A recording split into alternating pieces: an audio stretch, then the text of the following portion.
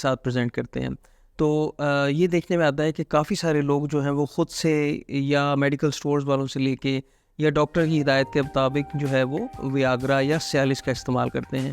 ویاگرا یا سیالس جو ہے بیسیکلی فاسفوڈائسز انہیبیٹرز ہیں, اور یہ جو پہلی دفعہ دریافت ہوئے تھے یہ دل کی بیماریاں ٹھیک کرنے کے لیے دریافت ہوئے تھے. دل کی رگیں ان کی وجہ سے کھل جاتی تھیں اور پیشنٹ کے سمٹم بہتر ہو جاتے تھے.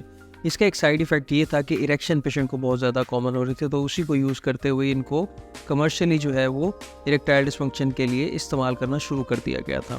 کافی سارے پیشنٹ جو ہیں وہ ویاگرا یا سیالس استعمال کرتے ہیں اور ان کی ازدواجی زندگی جو ہے وہ کافی بہتر ان چیزوں کی مدد سے گزر جاتی ہے.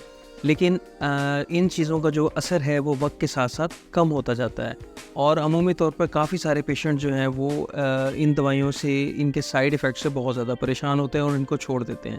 اس کے علاوہ پاکستان کے اندر یہ بلیک میں سیل ہوتی ہیں, کافی زیادہ مہنگی سیل ہوتی ہیں, تو ہر بندہ اس کو افورڈ نہیں کر پاتا.